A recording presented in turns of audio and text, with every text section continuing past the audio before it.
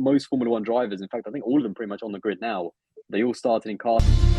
He always speaks his mind, whether it's good or bad. And in a weird way, I think ultimately it's actually quite good because at least, he's not faking it, I still think having those Mercedes links and Toto and James Vowles being, really close, I think politically that could be really good for Mercedes. I think that's just kind of like another vote in their court. The Mercedes have always had that kind of reliability edge, but then with Ferrari, it's just that passion and that kind of desire to win. Some of these drivers to make it not coming from a rich background is a huge achievement. Like you talked about Alonso, Vettel, Hamilton. I think Ocon is of a similar sort of background. Do you know what? I'm going to go with actually a rivalry that's so underrated that actually happened like during my time watching F1, and that is Sebastian Vettel versus Fernando Alonso. Because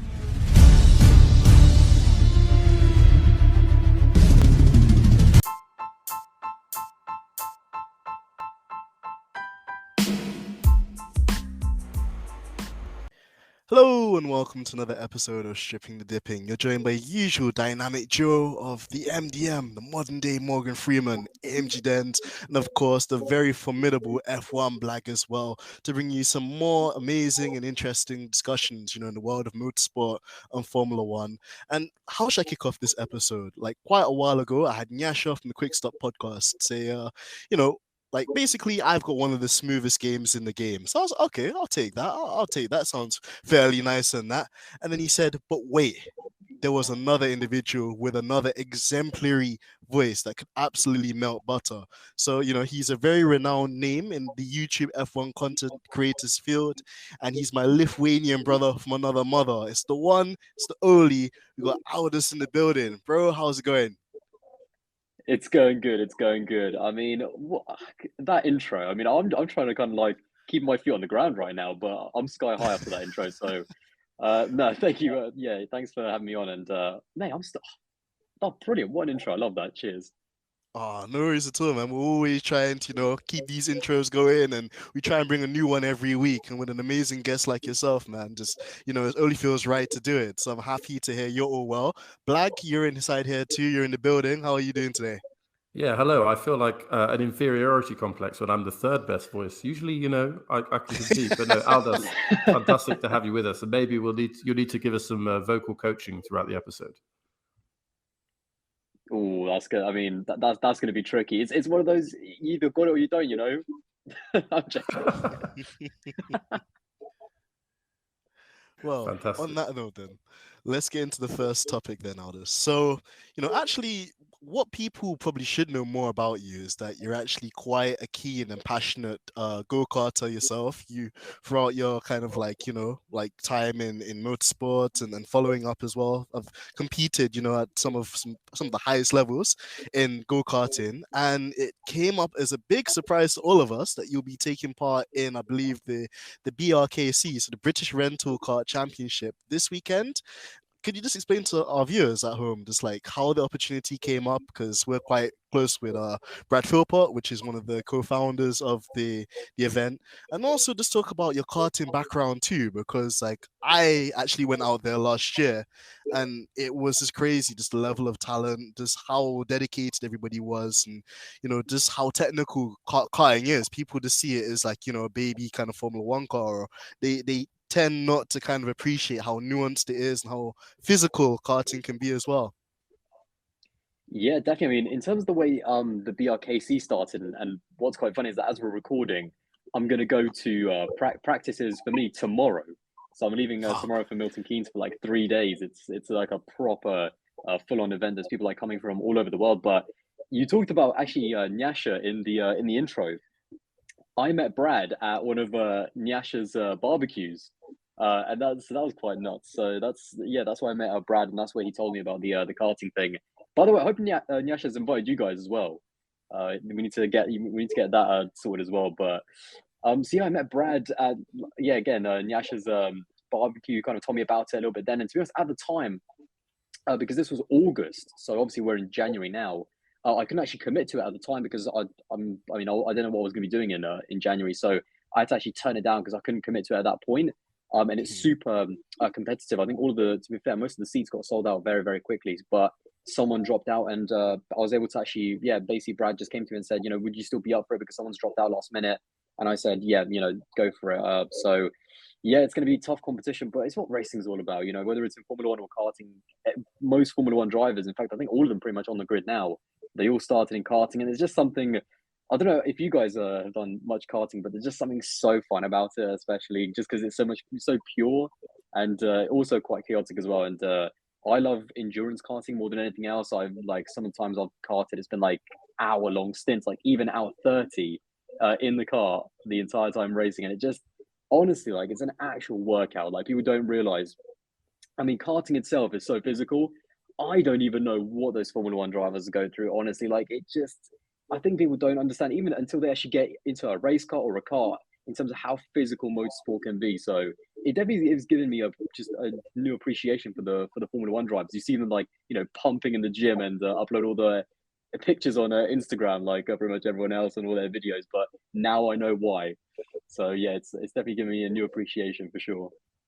Absolutely. You talked on a lot of key points there as well, like the kind of pre-season element for Formula One drivers when it comes to staying sharp. And we see the likes of Charles Leclerc and Carlos Sainz as well, like participating in a lot of go-karting as well.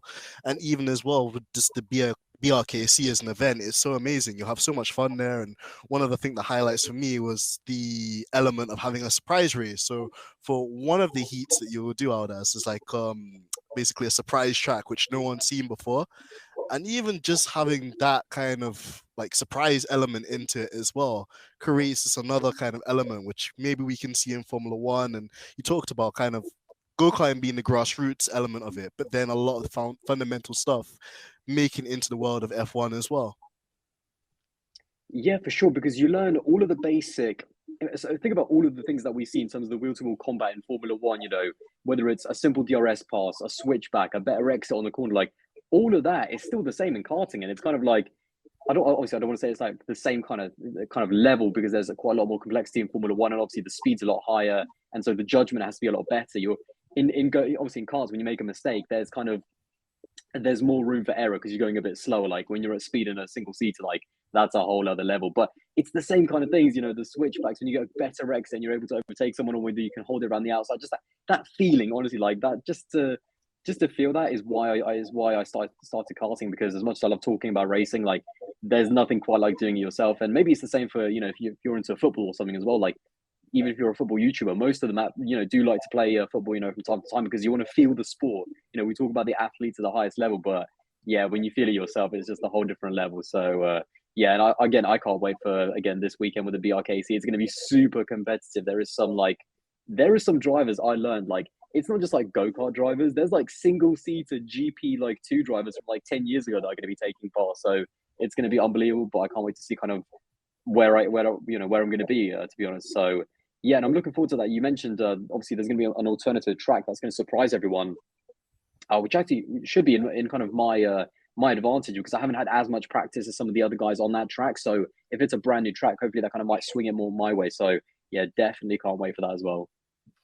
Oh, it's going to be so exciting, Aldas. And like you mentioned as well, it's a great kind of opportunity. It's like really competitive and not something to be snubbed at.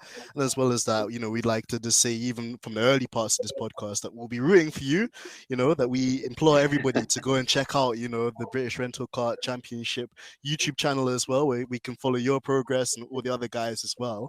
And yeah, it's going to be a lot of fun. But to segue into the next kind of topic, guys, and I'm going to bring Blag into this one too, from go-karting to the virtual world. Last weekend around this time, a young Max Verstappen was looking to secure his virtual esports campaign with Team Redline in the virtual Le Mans series. So just to kind of like explain in a nutshell what it is to those folks who aren't really so into the sim racing world alike, essentially this is a huge competition with loads of different companies coming together to sponsor it. Just to even enter this event, entries can range from anywhere from £2,000 just to take part in the virtual Le Mans. It sees the likes of Max Verstappen, Felipe Drugovich, lots of GT3 GTE, LMP drivers and esports drivers training at least 5 hours a day, for the greatest spectacle that was supposed to be this 24-hour race at Lemans, a virtual one. But, the limitations where you can compare the virtual world with, the real life world or even a go-karting circuit is that at times when you're racing online, you can have disconnections from the server, you can have technical difficulties, and that can be quite frustrating when there's a prize fund of a whopping 250,000 euros at stake. So Max Verstappen was leading the virtual Le Mans series, and then through no fault of his own, just to kind of give him the benefit of the doubt, the servers were allegedly DDoSed, which is a technical way of saying hacked. And unfortunately, the rules by the organizers were that if you dropped out of this virtual server and you tried to reconnect, then you would have to basically drop a lap behind the field, which at Le Mans, through my own experiences last year, is like hell. You just sit there and you literally watch time evaporate before your own eyes. So for Max to lead that race and then for it to be taken away from him, I feel was quite sad. And he was very public in his criticisms of Motorsport Games, which are the co-developer of R Factor, the sim platform, and the FIA, who also organized the event too. And this got me thinking. I'm going to bring Blag into this to kick the ball rolling. Shout out to Alex Van Gien, which said this. Max got really beep with not being able to compete in a series he's been preparing for months and calling the series a joke, which I totally agree with him on. But, and this is the kind of the kind of tasty bit, it's absolutely fine for him to be cool with the rules being made up on the fly that helped him to win the championship. So clearly this is a dig at Abu Dhabi 21, and in a way I can kind of see that view as well. Like if the rules suited him in one scenario, but then on this occasion in a virtual context, it didn't, how comes he wasn't able to appreciate the point in the real life thing? So Blag, I'll let you kind of run with this one. Yeah, thanks. And I'm really intrigued to hear, Aldas, what you think. But before we jump to you, my sense is that Max is kind of the epitome of no filter. So I just think he says what he's thinking, and he felt frustrated.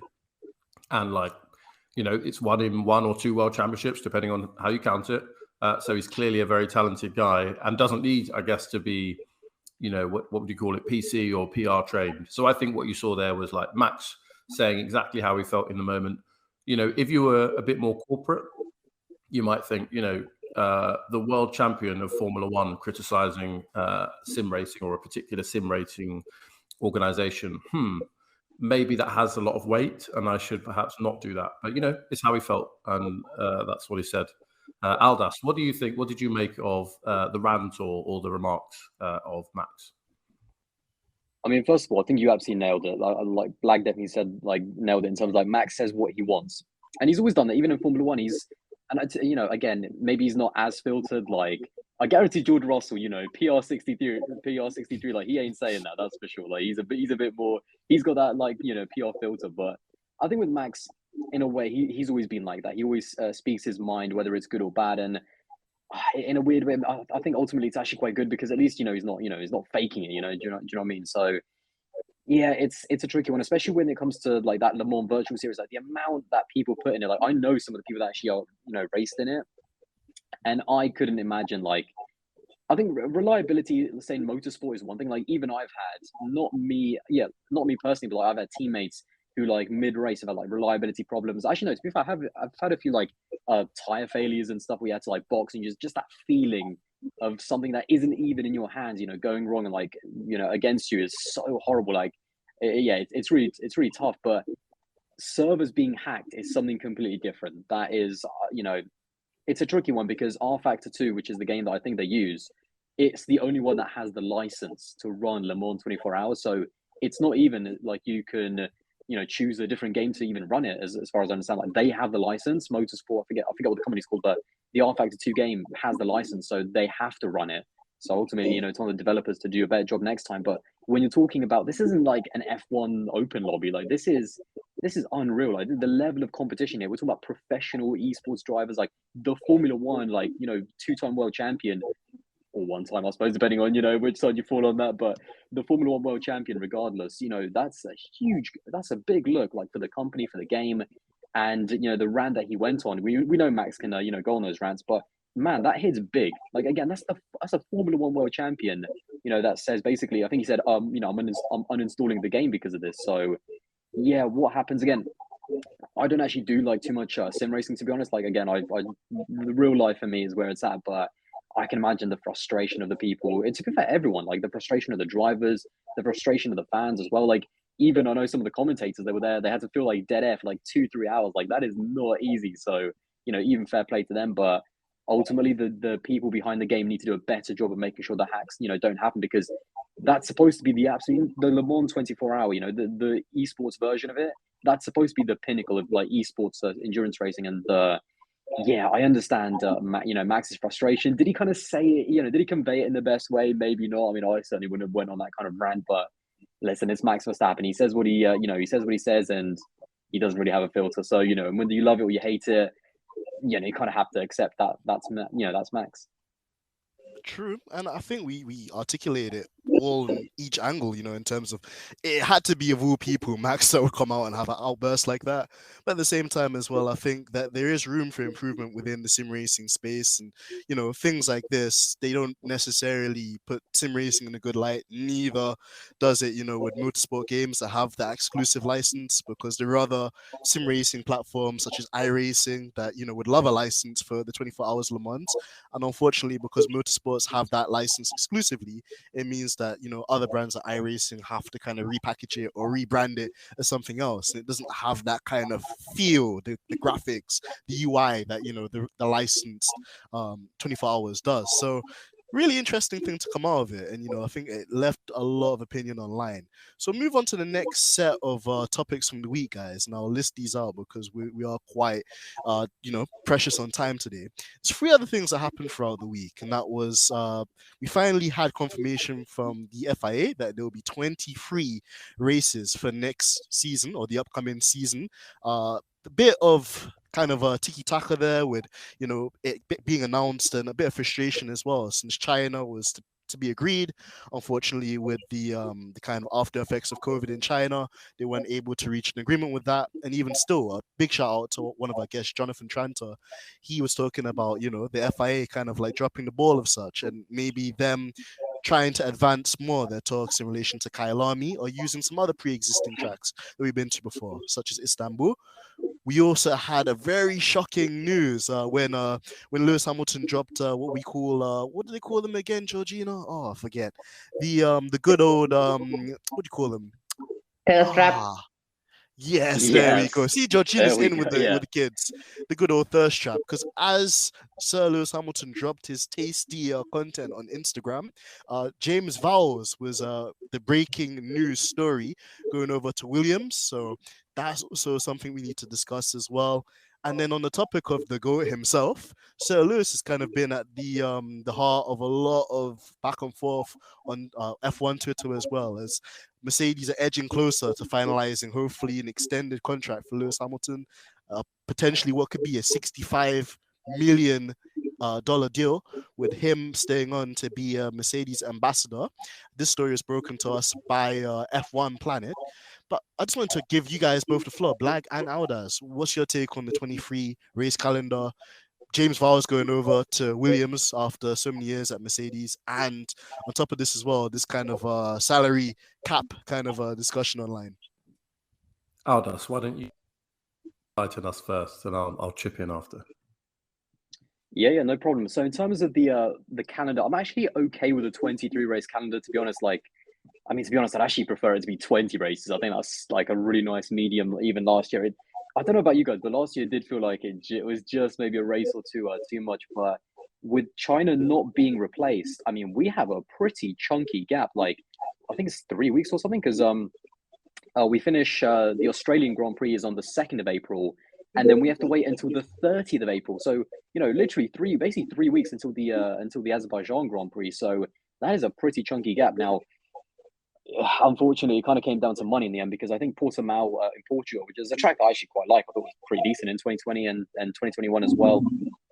Although they did have a good, they did want to, obviously they wanted to pay Formula One to have the race. ultimately wasn't as much as China was paying. And basically, because China kind of cancelled their race, it means that the money that China was paying would still go to Formula One, and ultimately Portimao just couldn't match what China was paying. So that's why they instead, didn't go with it, which I think is a big disappointment, but it is what it is. But yeah, I think in terms of the calendar, I'm actually quite happy with it. Again, that kind of chunky gap is a bit, is going to be a bit strange. It's going to be like a mid-season break after 3 races, which is going to be interesting. So yeah, we'll see how that goes. But actually, really quick on the Lewis thirst traps. I mean, he just delivers, doesn't he? That guy is just unreal. And I love the way Mercedes are also now like retweeting them on Twitter as well. Big up to the Mercedes admin. They know what they're doing. They know what they're doing. But yeah, the James Vowles thing is actually, I think, quite cool, because certainly from what I was seeing on Twitter, I think some Mercedes fans were quite happy to see James Vowles go a little bit off. I think they were happy for him to get that promotion to go from head of strategy to, a team principal role, which is a massive step up. But yeah, I think after some of the Mercedes strategies, I think coming even off the back of 2021, they were quite happy to, perhaps a little shake up for this year. But yeah, I think it's a good hire for Williams, because there wasn't really that much. I don't think there was actually that much in the field in terms of people available, like with experience that can, get a team, back to at least the midfield, because Williams have a long way to go. Like, this is a long-term project, and realistically, they need a team principal who's gonna at least keep them afloat until 2026. Like, the next kind of big regulation cycle is when I think it will be their first kind of chance. So, and when you also look at the car as well, the lack of sponsors, I think there's a big job over there now. I think James Vowles, I don't think he's going to underestimate the challenge. I think it also works out a little bit for Mercedes as well, because in a weird way, I think that even though James Vowles, like, he underlined the fact that this has nothing to do with Mercedes, that relationship is gone, we're now, competitors, like, that's it. I still think having those Mercedes links and Toto and James Vowles being, really close, I think politically that could be really good for Mercedes. I think that's just kind of like another vote in their corner, because if you remember a few years ago, going into 2022, there was a fight for that seat between Mercedes and Red Bull, whether they could either put Nyck de Vries or Alex Albon into that Williams to replace George Russell. And in the end, it was Red Bull that came out on top. So, because Alex Albon got the seat over Nyck de Vries. So perhaps it's a little bit more power back to Toto. So, and Mercedes, I'm sure he's going to like that. But yeah, there's not too much judgment in terms of James Vowles at the moment. I think we have to give him time. We have to at least give him the season and, a couple of seasons to see what leader he's going to be, because I want to see Williams back, but there's a long way to go. Fascinating views on the link between, or not link between, Williams and Mercedes, and it will remain to be seen. But I, for one, look forward to seeing a race on the hard tyre, as seemed to be the go-to strategy for Vowles. So let's see. On the race calendar, I was looking at it, and it's actually because of the Chinese cancellation, it's actually a 4-week gap. And that's actually just as long as the summer break. So it will feel like we have a spring break and a summer break. And the thing I noticed, because I've actually been to the Belgian Grand Prix, one of the few ones I've been to, the Belgian Grand Prix this year is going to be in July, before the summer break. And usually what happens is it's actually the other end in sort of late August. So maybe it won't be as wet, but it does show that they're kind of contorting the classic calendar. And I think part of that is to fit in Las Vegas, which is in the second half of the season and wasn't there this year. So it will certainly be an interesting sort of structure to the season. The story that we didn't cover just then, and Aldas, keen to get your view as well. There's been a kind of mixed reaction, I think, to the contract negotiations for Lewis Hamilton. Like, clearly, a lot of this could just be hearsay, or all is hearsay. It could just be made up. But I personally think, Lewis Hamilton at £65 million a year, if you compare it to the rest of the grid, like, he's an exceptional talent. There's a limit on careers. Clearly it's an obscene amount of money if you think about egalitarian society, but based on supply and demand, I don't think that's unreasonable. But Aldas, how does $65 million dollars actually sit with you as a figure? Well, in a context of Lewis Hamilton, it needs to be more. That's what I think. But listen, when you're talking about it, of course it's a lot of money, but I look at Lewis as I compare him as a bit of a different case to every single other driver, because at least 70% of these drivers, like, they grew up massively privileged with a huge amount of money. So of course, of course they made it at the top level of sport, but they were massively advantaged. They had a massive advantage in the first place. and then came from a huge amount of privilege. Like, you know, Lewis Hamilton, he's someone who, in my opinion, he bucks the trend. You know, he's one of the very few drivers, I think. I'm trying to actually honestly think of the top of my head, like out of the non-millionaire parents, like I think Fernando Alonso also came from kind of a more middle-class background. I think some of the older drivers, certainly. I remember Seb was another one, obviously he's gone now, but that kind of group of Seb, Lewis, and Fernando, like they didn't come from like the same, you know, they didn't come from a racing background, or, you know, their dad wasn't a millionaire or billionaire. So whenever, you know, Lewis is always going to get criticized, doesn't matter what he does, you know, what he does, even if he doesn't do anything, by the way. But yeah, listen, mate, that guy needs to get his money any way he can, and either way, after what he's won and what he's done for the sport and where he's come from, more importantly, I am never going to be one of those people that's going to kind of like criticize him for wanting even more money. And ultimately, it's Mercedes' choice. Like, if they have the money, then they're going to pay, and ultimately, you're worth what someone's going to pay you. So yeah, I'm unlike most of the F1 community. I actually get happy when I see someone like a Lewis Hamilton, you know, ask for even more and get even more money. Like, that doesn't kind of really make me angry or get me stressed. Actually, I think that's really good for looking at where Lewis came from. So yeah, get your money, Lewis. That's what's important. And if Mercedes have it, then go for it. Yeah, and I suspect some of it a decent proportion will go into his sort of Mission 44 and the Axis project and so on. So we'll see about that. Dens, before we move on and learn about Aldas's origin story, because I have some questions. What do you think about these news stories, the calendar, Val's, and Lewis's deal? Any spicy views? Yeah, thank you, Blag. And yeah, it's an interesting one because, you know, in relation to the calendar, I think like Aldas mentioned as well, 23 races, that in itself could seem like a push, especially, you know, if you're like a more kind of like vintage F1 fan, you've been following it from the 2000s or the 90s. You know, we used to probably get like 16 rounds or 18 rounds. So to be pushing 23, it's quite a lot. And in a season where you have like a runaway kind of contender like Max wrap it up 5 races before the end of the season, kind of makes everything else feel like a bit of an exhibition. But, you know, I was wishing that the FIA could be a bit more purposeful in their way of like planning, because of course the China thing fell through. But then like our good like fan and also kind of a follower of the show, Jonathan, mentioned, we haven't heard too much in the way of Kailami and the progression of that to see whether or not that will be on the grid. So hopefully the FIA don't completely drop the ball with that, you know, as the Vegas lights shine bright in their eyes. And then in relation to James Vowles, Valtteri is James, like Aldas mentioned too. Like, it feels good to see him make that natural progression. Whether it's the right one, I have no idea, because of course Paddy Lowe had a quite senior role at Mercedes quite some years ago, and then when he moved to Williams on the kind of the end of the Claire Williams phase, didn't necessarily work out for good old Paddy. But again, under the new investment at Williams from Dalton Capital, be interesting to see how James leads that team as a principal. And yeah, it'll be also interesting to see what effect that has on Mercedes, because now they might actually delegate his responsibilities amongst multiple people, or there's word on the curb that there might be a female like race engineer that will take his role, which we love to see, you know, because we're all about diversity. We've seen Hannah Smits at Red Bull lead Max to a lot of wins through strategic and tactical masterclasses. So it feels like a new dawn, not just for Williams, but Mercedes too. So that's interesting. And the last thing on the deal, I think both of you guys summed it up perfectly. You know, Lewis is not just a driver.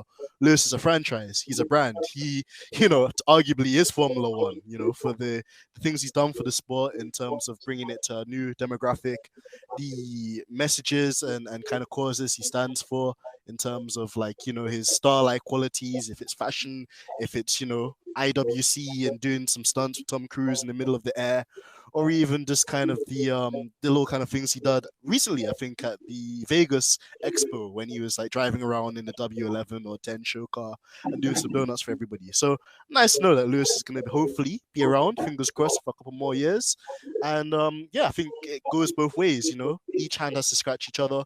Lewis brings that commercial element and also the technical experience as well of a seasoned veteran, but then also, you know, it's nice to see Mercedes keep him in the family too, because most drivers move on and they look for that big move to Ferrari, or, you know, they might try and hunt around and sniff for a drive at Red Bull. But Lewis has said from day one he's been a Mercedes driver since the Ron Dennis era, and it looks like he's going to be there even after he's retired and still doing things for the kids and stuff like that too. So really happy just to see that come along. Obviously, you'll get the people that will say the contrary, but everyone has an opinion. So as long as everyone stays respectful, that's the main thing. But I'll hand back to you, Black, because I know we want to dive in a bit more into Aldas. Is like, this is the early kind of memories and this, the journey of being a YouTuber as well.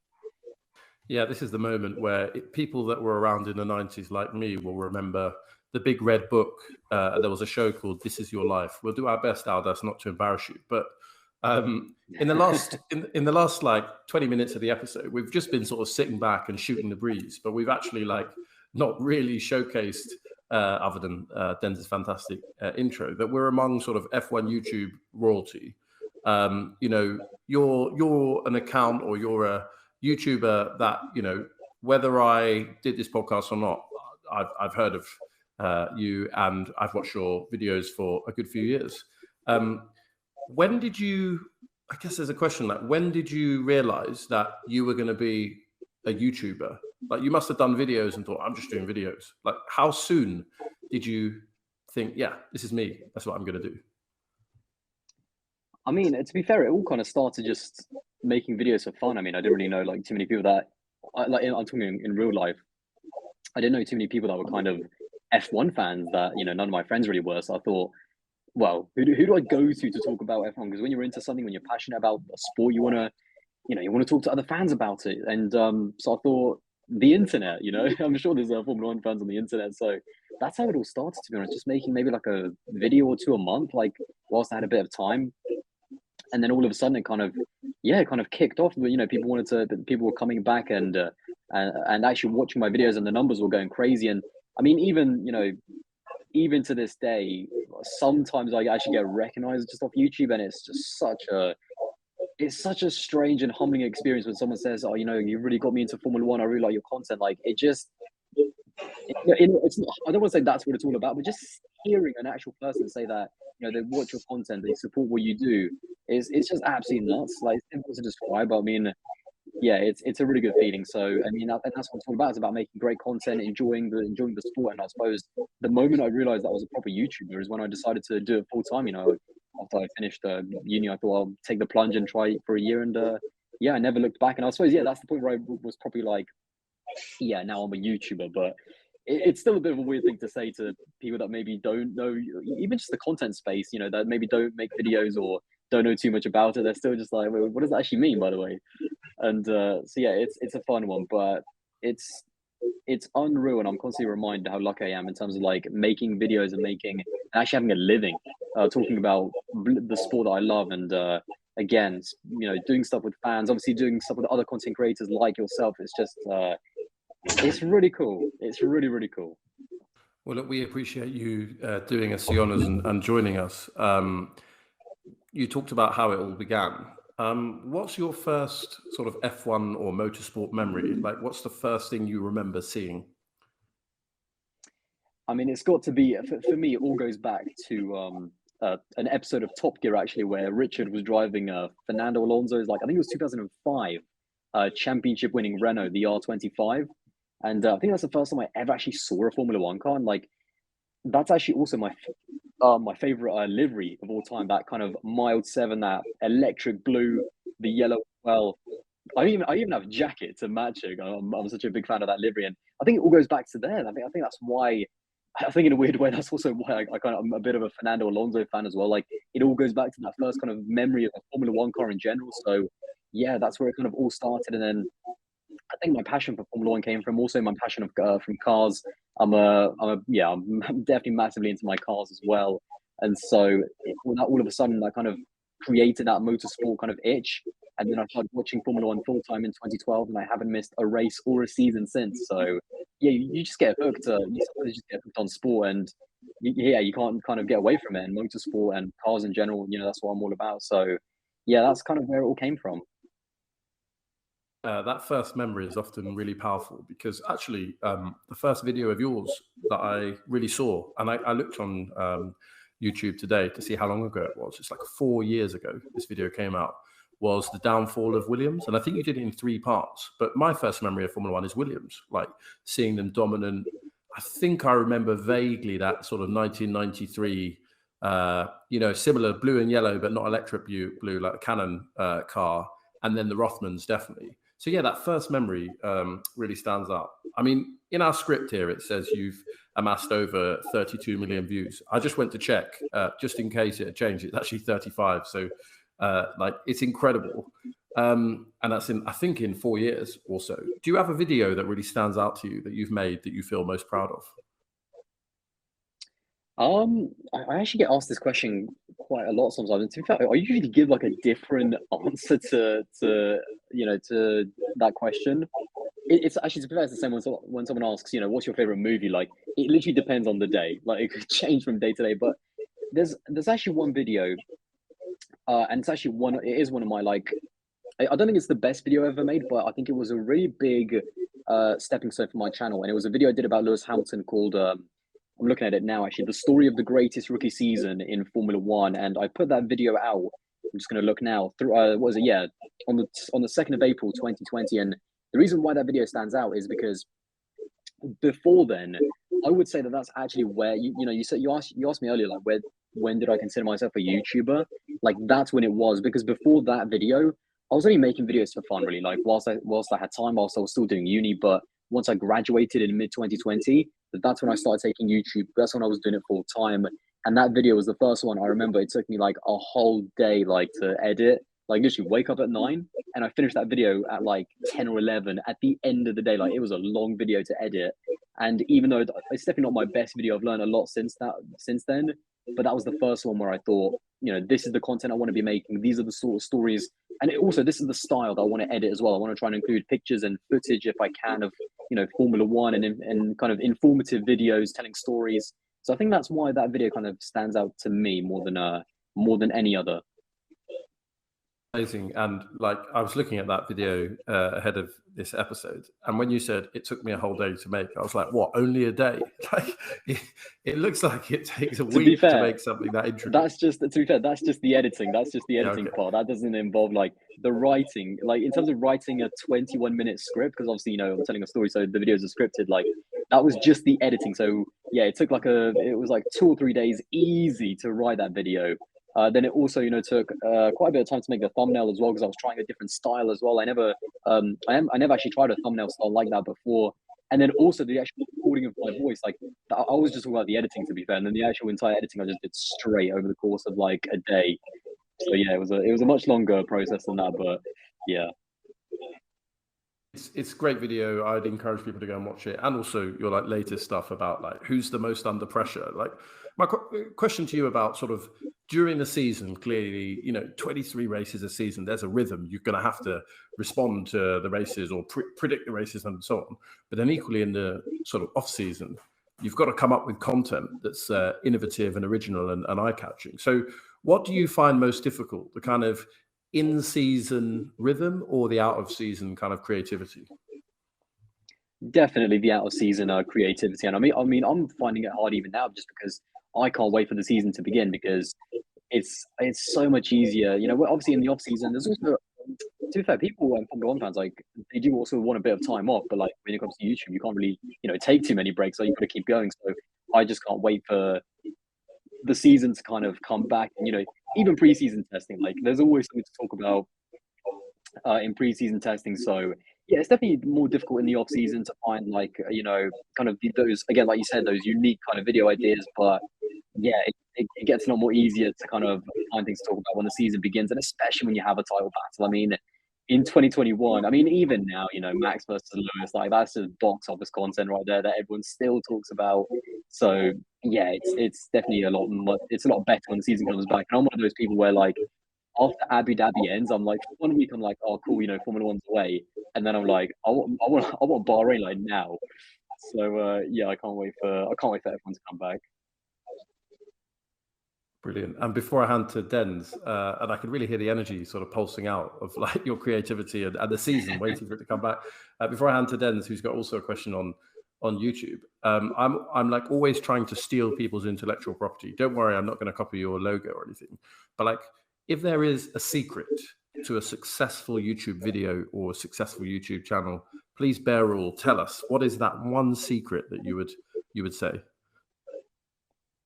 I would say 70, and actually, to be fair, right at the beginning of the video, you asked me, like, for a bit of like advice in terms of like voice, how to have a good voice. Honestly, one of the biggest advice I can give, 60 to 70% of a video is good audio. Like that's something I learned actually. Just getting not even an expensive, like it doesn't have to be an expensive mic, but a lot of content creators, ask me, obviously message me, ask me for help and stuff. And I'd say good audio is like 60 to 70% of a video, because, and then the visuals will come after that. You kind of develop, obviously some people have like, it's just a podcast style. So, more like this, or some people do shorter content and, they kind of want to perhaps include a few images or videos, and you can find all of that. But getting like good audio is honestly like my number one advice that I'd give, to anyone starting really. Boom. Okay, now the whole market's going to be saturated with people with amazing audio. Thanks. You should have. I should have asked you this in the green room, right? So we could have got the secret. But there we are. Yeah. Just turn up the bass, and then everyone's got a buttery voice. Exactly. Dens, over to you. I think you have a question about one of the videos. I love that, Blag. And also, Aldas, I'm going to join into the loathing of your content as well, bro, because I've watched it for many years as well, and I've been a huge fan. And one question I wanted to ask you, one of my favorite ones there is the Ferrari F2012 the worst car to ever challenge? And it got me thinking, like, what other disastrous monstrosities of a race car has there ever been in Formula One history that, could easily deny, a great racing driver of challenging for a championship? And then it got me thinking about the silver thing. I think they refer to it as a W13 or the worst 13 or something like that. The wheelbarrow 13. Yeah, the wheelbarrow. I like that one. We might have to patent that afterwards. But Aldas, question was what car would you say was actually worse than Fernando Alonso's Ferrari from 2012 or Lewis Hamilton and George Russell's W13 from the most recent 2022 season? And how would you compare and contrast the two cars and the challenges that both drivers faced, during those seasons? I think they're both. I mean, first of all, the Ferrari was definitely a better car than the Mercedes, because that's why, as bad as it was, Fernando Alonso was still able to challenge for, a title with it. But it's I think, not just kind of leaving the cars for a second, the circumstances of those two seasons was very different. Like in 2012, we had multiple teams. What was it? 7 different winners in the first 7 races. Whilst when you look at, this season, in the first kind of third, it was only really Ferrari and Red Bull. Like that was it. So that brought the game a little bit closer towards Fernando Alonso in terms of like, it wasn't just, say, Sebastian Vettel winning every single race, or even just Sebastian Vettel and Lewis Hamilton who was at McLaren at the time. It wasn't just those two winning every single race.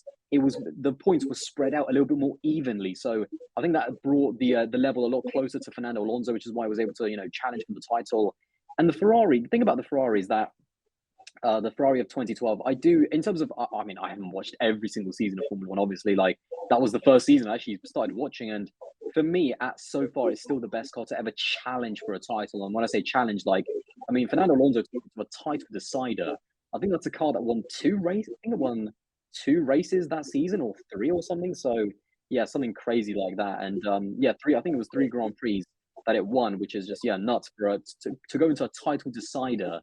But there was a lot more circumstances that kind of helped Fernando, and why, that car it made that car a title challenging car in terms of, like, the points were spread a lot more evenly.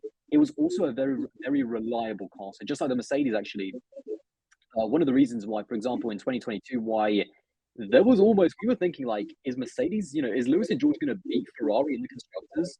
Like, one of the reasons for that is because the Mercedes was unbelievably reliable. Like, Ferrari were kind of blowing up and on fire half the time, looking at Carlos Sainz and Charles Leclerc.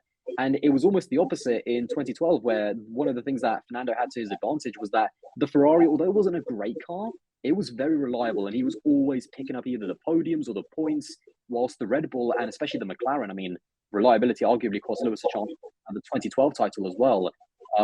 So that's something that the Ferrari also had as an advantage. And so that kind of, the points being spread more evenly, the reliability being a lot better on the Ferrari, and also the car did get a little bit better over the course of the season. It wasn't, by no means the worst car in Formula 1. I don't want to also kind of over-egg that the 2012 was like the worst car of all time, but when you look at what Felipe Massa was doing in it and what Fernando Alonso was doing it, it's like, are they driving the same car? So, yeah, the Ferrari is going to be a better car, and that's why Fernando was able to challenge for the title. But also keep in mind, in 2022, we had a brand new regulation period. Like the first third of the season was just kind of a learning period for all of the teams. So, yeah, there's a lot of different kind of differences between the cars.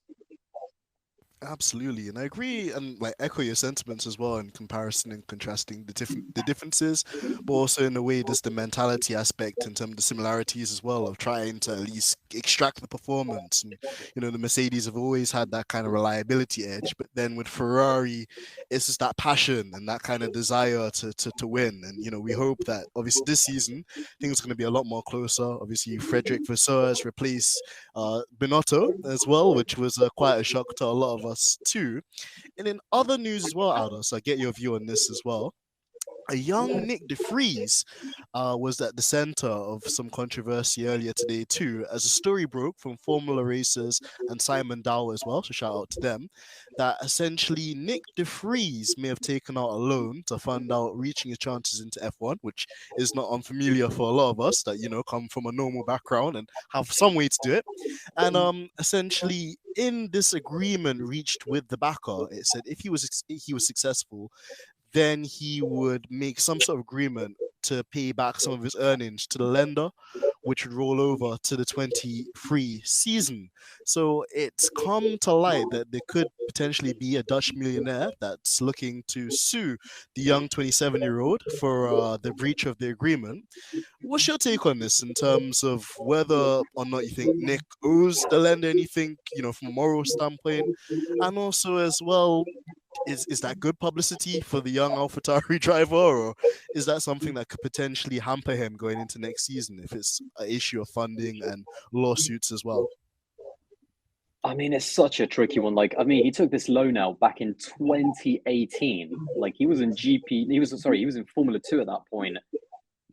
And it's weird because, I mean, when we talk about like contracts and stuff, it's all pretty boring stuff. And, in terms of what I've read really quickly, technically, the deal was that he should have made it into Formula 1 by 2022. And that's when he should have started like maybe paying it off. But ultimately, he's made it a year too late. So it's kind of like, it's one of those, if it says in your contract you have to pay it off by, or, part of the contract is that you have to get to Formula 1 by 2022 and you make it a year later. I mean, it's such a contracts are contracts. Ultimately, he is a breach if that's what, they are. But that's why contracts are just such a boring thing. But I think it just highlights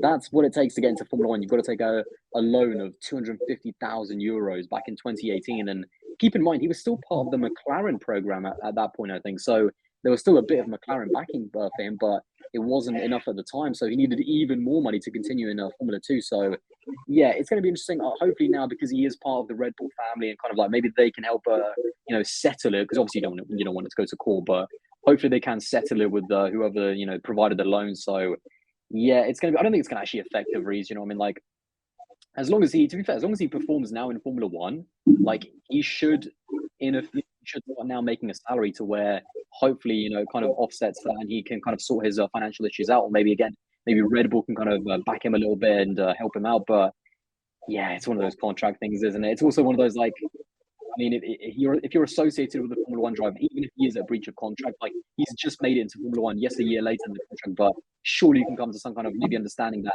doesn't involve, bad headlines or, but of course they want their money and they want their compensation. So it's going to be, yeah, it's a bit of a weird story, actually. No, I don't think anyone saw this one coming, but yeah, we're going to have to wait and see. It's a weird one. If the lender, potentially, maybe even even though he's broken a contract, potentially say that, could you at least, potentially have us on your helmet or something as a compensation. So, you can sponsor, you can kind of promote our company. We're the ones that helped you get into Formula 1, or just kind of make a deal instead of just go straight to suing him. So, yeah, we'll see how all of this goes. But when it comes to the legal stuff like this, it's not quite as exciting as on track, is it? Absolutely, we've seen, probably not in the same vein, but a lot of kind of legal contract stuff coming in the last couple of years. Like, I think the most infamous one for me has to be like Rich Energy and obviously Haas through that kind of memed season of Gunter telling people not to slam his door. But that's a story for another day. And Black, I wanted to bring you into this as well. What's your thoughts, potentially Nick and this legal situation that's ensuing? Is there any kind of help for him, or do you think it will be settled quite quickly? Yeah, it just seemed like something where, you threaten court action, you even go through the motions, but ultimately it's cheaper for all concerned not to line the pockets of lawyers. Given we don't know exactly what's in the contract, we don't know who's in the right, who's in the wrong. But one thing it does say, we've had a great number of really fantastic talents that are coming through the junior formula. We had Colin Queen towards the end of last season. He was like up at the front in British Formula Ford last year. He's going to be in GB4. We've had Taylor Ferns, who's in the USAC Silver Crown, and Sabra Cook, another female racer who was in W Series, and of course Miles Rowe, the first black driver to win an IndyCar sanctioned event. Look, the thing that all these guys had in common was that they were talking to us about the challenges of getting sponsorship. Money talks, and Aldas was saying earlier, like, for some of these drivers to make it not coming from a rich background is a huge achievement. Like you talked about Alonso, Vettel, Hamilton. I think Ocon is of a similar sort of background. Like, these guys weren't made of money. Yeah. So like, it just says like, whoever's right or wrong, I think there's something wrong with the pyramid system in that how much it costs. And look, it's a competitive business. So can you make it cheaper? I really don't know. I really wish we could. And then we might solve some of the other problems around diversity in the sport. But yeah, I don't know what you think, Dan, if that chimes with you. I think both of what you guys said resonates with me in relation to him, and it highlights that even at this kind of stage, Formula One is a sport that's over 70 years old, and now even still there's issues with people getting in. And with Nick, you just have to imagine that he just got in by the skin of his chinny chin chin. That rhymes, because like, it essentially took Alex Albon getting appendicitis for him to even get a look or an opportunity, a sniff, at showing what he was capable of doing on that day where he absolutely outclassified Curry Goat Tiffy and that. And even then, like, he still got the ghost of the past haunting him in terms of funding and trying to get all of these legal ramifications that would have put him in a position to get a seat on the grid. So if it's been like that for him, you can only imagine what it's like for the other younger cats on the grid trying to kind of make their way up to the pinnacle of motorsport. So great points raised by both of you. I'm gonna segue the question off then from the news and go back to Aldas and his great content creator background, because Aldas, I'm gonna give you a hypothetical scenario, bro.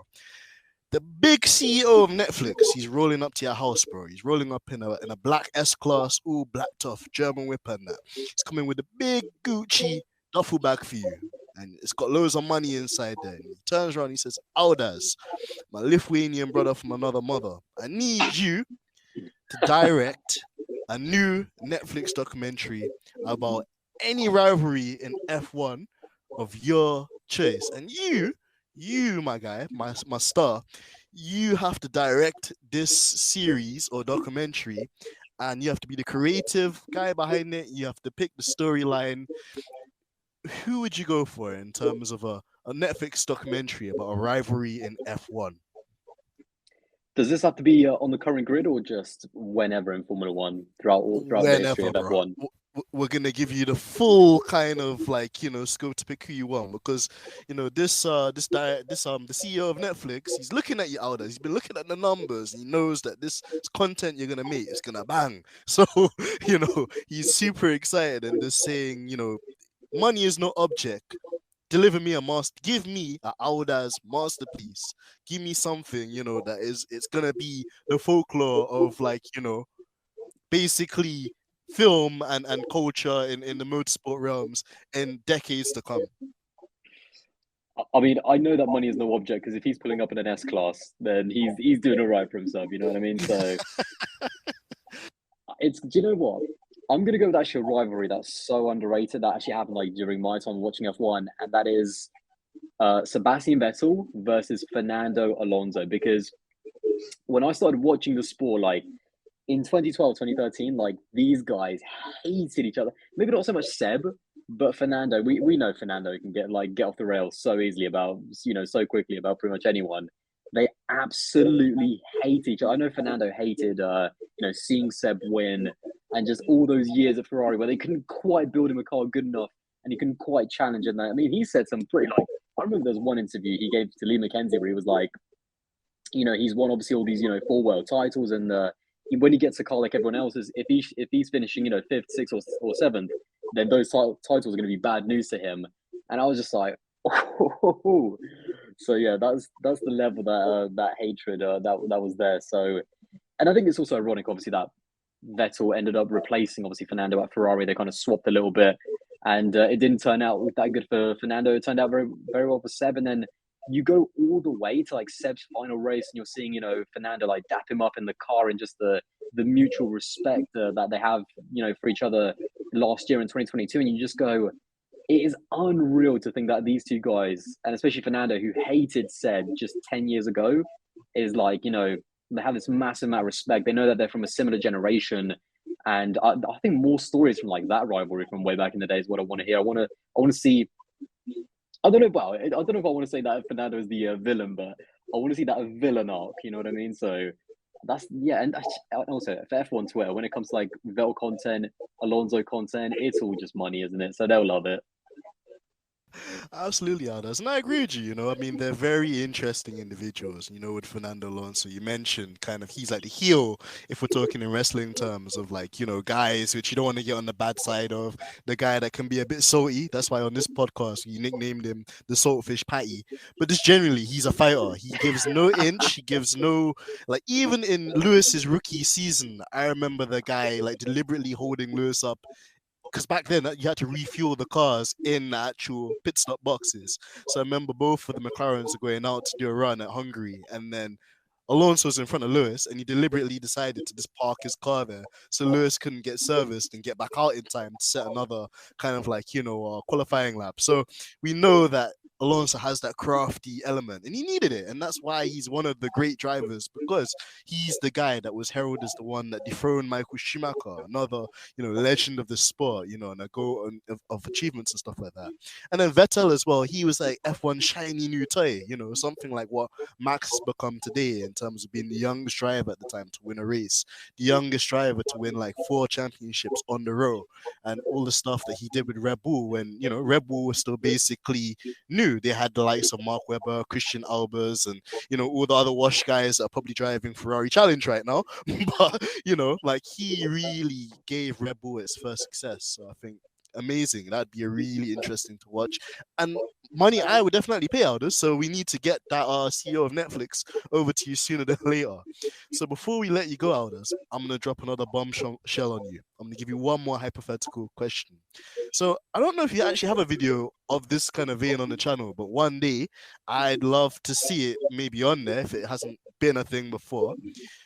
Again, who would you say is the most underrated driver in F1 history, and who would you say is the worst driver in F1 history? And I'm going to take Latifi out of this because he'd be the easiest one to go for in modern day history.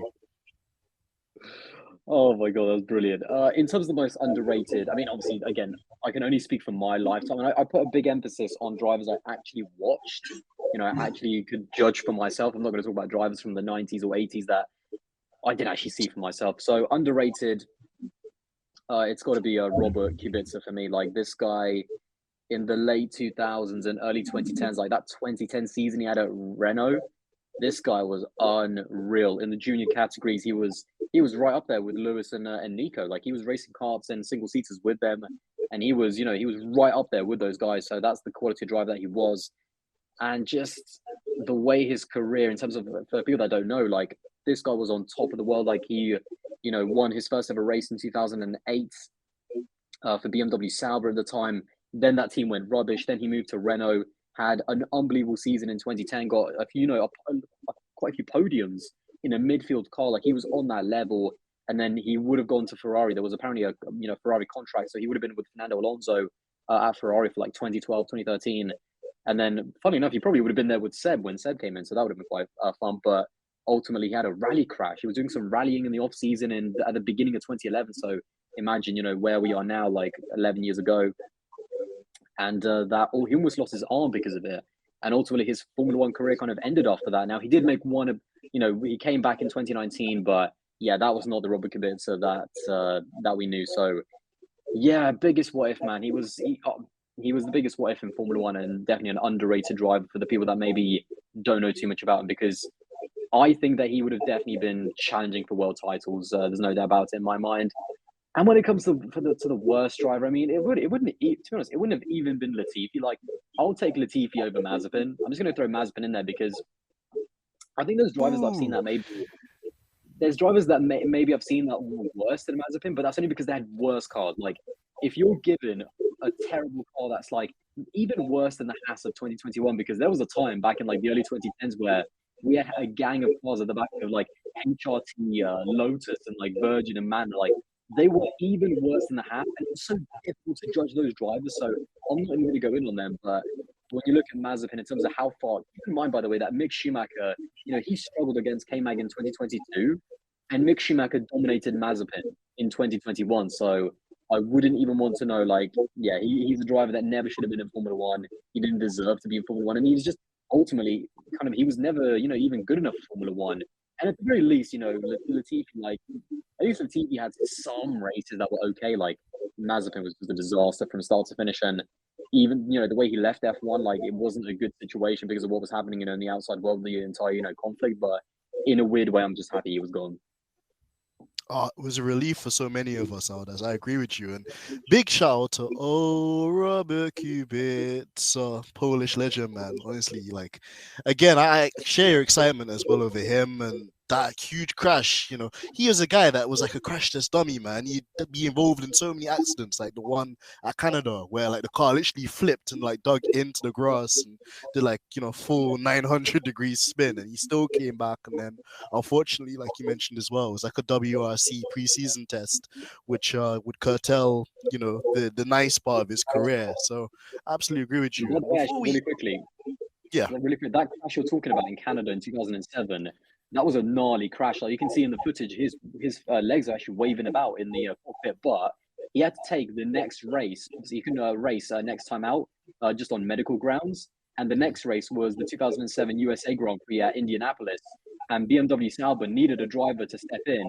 And the driver that stepped in was Sebastian Vettel, making his first ever appearance in Formula One at the end, because obviously Robert couldn't race the next time out. So yeah, it gave Seb a chance to make his F1 debut. True. And it's amazing when we look at stuff like that as well, like how in those moments where something bad happens, something else positive can come out of it. And it was like the same thing as well with like literally Nick de Vries getting a shout now, in Formula One. And had it not been for Alex Albon and his appendicitis, it might have been a completely different story, So it's interesting how these moments in history, they can completely change the outlook of the sport, especially in terms of the success that Seb's had. And, before we wrap up this episode, because, we really appreciate Aldas and his time as well, and the big event that we're going to promo again before we end this recording. Blag, who would you say is the most underrated driver in F1 history and the absolute worst driver in F1 history?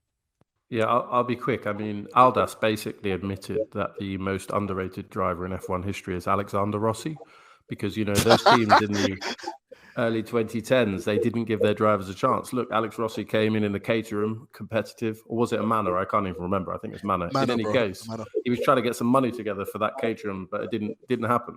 So, that's for me. Like, clearly, Alex Rossi, Indy 500 winner, multiple race winner, gonna smoke Pato this season. Right, don't start that. Don't start that, bro. Don't start that. Worst driver in F1 history. Honestly, like, there's a fantastic YouTube channel by a guy called Peter Brook. I think it's called Brook F1. He literally just shout out to Peter. He's really good. Yeah, have you seen his video? He ranked all of the racing drivers in F1 from the 1990s. Incredible video. It's like 2 hours. I was just doing there, because I'm a cool guy. I was just listening. It's incredible. So, like, Taki Inui is up there. Lavaggi, some of the terrible drivers. Go and look at that video. I promise you, not to like pimp out one of your rivals, Aldas, of course, but a fantastic video that will tell you who the worst F1 driver is of history. No. Honestly, I know Peter. I've spoken to him a little bit on Twitter. He's a really good guy. His content is absolutely A1. and he loves those. If you're into kind of podcast, kind of long form content, yeah, he's absolutely on it. No, he's a really good guy. Definitely go and check him out. I love his videos. Absolutely. Well, guys, on that note, we're going to wrap this episode up because we've got our Lithuanian goat in the building that needs to get prepared for the big BRKC event. So, Aldas, thank you again, for your time and just the amazing work that you do. And like I said earlier as well, we'll be rooting for you, and hopefully see you on the podium because like you deserve it, and it'd just be amazing as well to see you kick their asses and hopefully avenge me after my exploits last year at the event. But before you go, Aldas, just final words from you. Any projects or anything like that you can tell us about that your like loving fans and people can get excited about. And also as well, like, there'll be a kid out there. There'll be one kid, start of the year, he'll be looking to start a YouTube channel. He'll be looking at, the greats like you. And, I know we talked about audio and tips like that, but what motivational advice could you give somebody to take their first steps into the world of F1 content creation? Well, super quick in terms of actually, in terms of a little preview of some exciting stuff, there is something very actually exciting in the works, potentially next month before the season kicks off, a live event with actual fans that I'm going to be doing. I don't want to say too much more than that, but that's going to be absolutely amazing. Actually getting to do some content with fans in a live event. So yeah, little preview there that I can't wait. And in terms of actually advice, whatever your passion is just go for it. So whether don't be afraid of failure. Like, do you know what I mean? Like if you feel you're passionate about something, you want to make videos about something, like even like something like Formula One, at least give it a go. And if it doesn't work out, then don't be kind of worried about that. That just happens. That's just life. So don't be afraid of failure. I think that'll be the number one thing. Great advice there, Aldas. And like you mentioned as well, just everyone needs to stay positive, continue working hard, take that leap of faith. You never know where you could end up afterwards. And of course, big shout out to you as well, bro. You're an inspiration to all of us, and we all aspire to be as awesome as you are and to continue to create amazing content like you. And on top of that, I can't wait as well, man, for the fan event too. Hopefully we can head out there, me and Blag. Hopefully can catch up with you, and it'll be amazing if throughout the year we can touch up again and review things on the season, because in the world of Formula One there's always a story and there's always a place where it needs to be told, right? For sure. No, I mean, thank you for inviting me on. It's really great to do these things with other F1 creators. There's nothing better than talking F1 with other content creators and other people and getting other people's opinions as well. And that's what it's all about. So yeah, just massive thank you to you as well. It's it was amazing. Anytime, Aldas, and like I said, we'll be rooting for you guys. Make sure you follow Aldas on all of his social media platforms, which will be out when this episode drops. This absolute banger. Until next time, it's been your boy AMG Dems, aka the MDM, the modern day Morgan Freeman. Although I think Aldas suits that role better. But anyway, blagging on, no pun intended. My awesome co-host F1 Blag in the building too. Blag, any final words? And to say it's been an absolute honor, Aldas, and thanks for stopping by, and hope to see you again soon. Yeah, for sure. Awesome. And on that note, stripping the dipping sauce. Make sure you like, subscribe, circulate this video. Until next time, we're out. Peace.